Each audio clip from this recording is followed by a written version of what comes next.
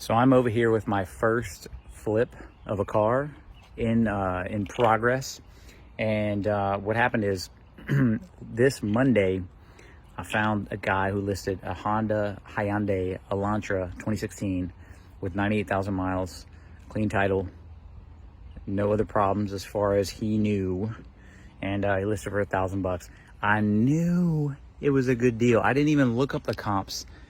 I knew it was gonna be a good deal. So busted engine and all, I knew it was a good deal. He listed for $1,000.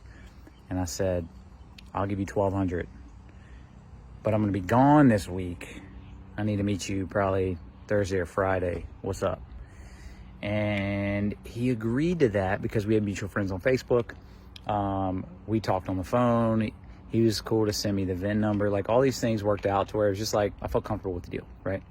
And I did the comps with an engine in it. It is around 13 grand with a clean title. I knew from past almost flips that an engine was gonna cost me maybe $1,500. I've since sourced a 100,000 mile good engine for $1,350. And in the past, I got a quote for $600 to drop it in. So let's just say $650, 2 grand, $1,200 for the car. I'm not gonna register it in my name because I'm gonna resell it. And say what you want about that, but I'm not gonna do all this extra work, pay all this extra taxes, and then the next guy pays all this extra, does all this extra work, does all this extra taxes. It's ridiculous that that's even a thing. But here is old Ethel, or whatever you want to call her. Only issues that I noticed that I missed is that it does have a cracked windshield. I probably will replace that. In the past, that's costed me about $300, maybe $350. So I'm gonna pay for that. I'm gonna pay for the engine, $1,350.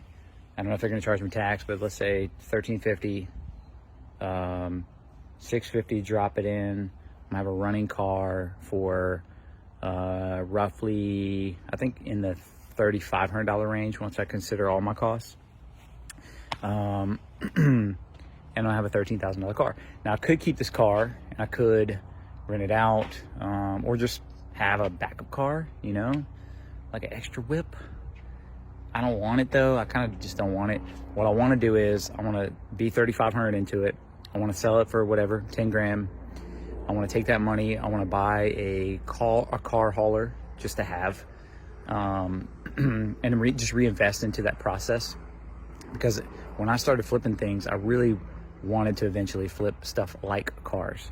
And in talking to my buddy in town that has 3 dealerships, he tells me that they don't even do deals like this. This is insanely profitable. This is crazy. This guy just didn't want to deal with it, right? And the dealerships don't want to deal with it. So how many deals could my friend send me, and I give him a kickback or some deal that we work out, that he just is like, yeah, I'm not going to take this as a trade-in. I don't want to deal with that. Or, yeah, I'll take it as a trade-in for like dog nothing. The reason he sold it for $1,000 and then I paid him $12 is because the dealership quoted him $3. I wonder how many dealerships take that for $3 and just run it through auction and just say, you know what, we don't want to deal with this. But if my buddy got it for $3 and then sells it to me for $1,000, I don't even have to talk to this other guy. I don't have to even do all that other process. I just have deals coming to me left and right, and I do my thing where I source my engine. I got to drive like 2 hours to get it. I got to get it back here. I got to get it to my mechanic. I got to wait a few weeks for him to get it done. And at the end of this, there is a possibility that I could have $3,500 into a car that still doesn't want to act right, and I could lose some money. So that's the magic in all of this, is just being willing to literally take an L aggressively for amounts of money that you can afford to lose, even though you never want to lose money. No one builds in a, hey, I'm going to lose money budget. But the truth is, I took a chance. I took a chance on this car. If this does work out, hopefully it does, one of two things is going to happen. It's going to work out great. I'm going to make a bunch of money. I'm going to reinvest that money into making the process a little bit easier, so I don't have to get an extra tow company to bring it to my house and all this stuff.